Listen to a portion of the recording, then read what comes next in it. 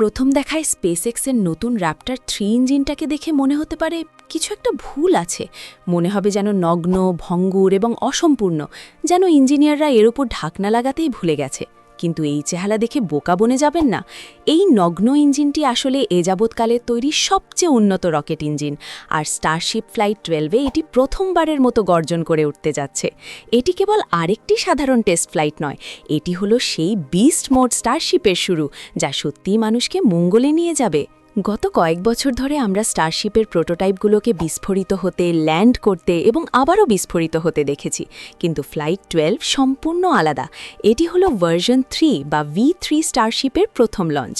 এই রকেটটি আগের চেয়েও লম্বা, প্রায় 400 ফুটের বেশি এবং অনেক বেশি শক্তিশালী। আগের ফ্লাইটগুলোর লক্ষ্য ছিল রকেটটি উড়তে পারে কিনা তা দেখা, কিন্তু V3 এর লক্ষ্য হলো প্রমাণ করা যে এটি মঙ্গলের শহর গড়ার জন্য প্রয়োজনীয় বিশাল কার্গো বা মালামাল বহন করতে পারে। এটি এখন আর কোনো বিজ্ঞানের প্রজেক্ট নয়, এটি এখন মহাকাশের মালাবাহী জাহাজ। এই আপগ্রেডের মূল হৃৎপিণ্ড হল র্যাপ্টার 3 ইঞ্জিন।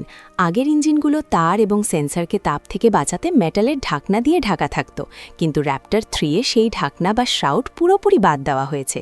স্পেসএক্সের ইঞ্জিনিয়াররা কুলিং চ্যানেলগুলোকে সরাসরি ইঞ্জিনের কাঠামোর ভেতরেই 3D প্রিন্ট করে দিয়েছেন। এটি 350 বার চেম্বার প্রেসারে কাজ করে, যা অবিশ্বাস্য। এটি ওজনে হালকা হয়েও আগের যে কোনো ইঞ্জিনের চেয়ে অনেক বেশি থ্রাস্ট বা ধাক্কা তৈরি করতে পারে। একে দেখতে সাধারণ মনে হচ্ছে কারণ এটি বিবর্তিত হয়েছে। অপ্রয়োজনীয় সবকিছু বাদ দিয়ে শুধু বিশুদ্ধ শক্তি রাখা হয়েছে। যদি ফ্লাইট 12 সফল হয়, তবে এটি মঙ্গলে বসতি স্থাপনের জন্য প্রয়োজনীয় রকেট বহরের ডিজাইনকে চূড়ান্ত করবে। আমরা শুধু একটি রকেট লঞ্চ দেখছি না, আমরা সেই হাজার হাজার জাহাজের প্রোটোটাইপ দেখছি যা এলন মাস্ক তৈরি করার পরিকল্পনা করছেন। এই ফ্লাইটটি হলো মঙ্গলের দরজা। যদি র্যাপ্টার 3 এই প্রচণ্ড চাপ সহ্য করে টিকে থাকে, তবে লাল গ্রহে যাওয়ার রাস্তা আনুষ্ঠানিকভাবে খুলে যাবে।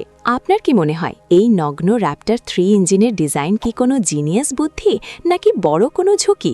কমেন্টে জানান। আর মহাকাশ অভিযানের এমন সব গভীর বিশ্লেষণ পেতে সাবস্ক্রাইব করুন।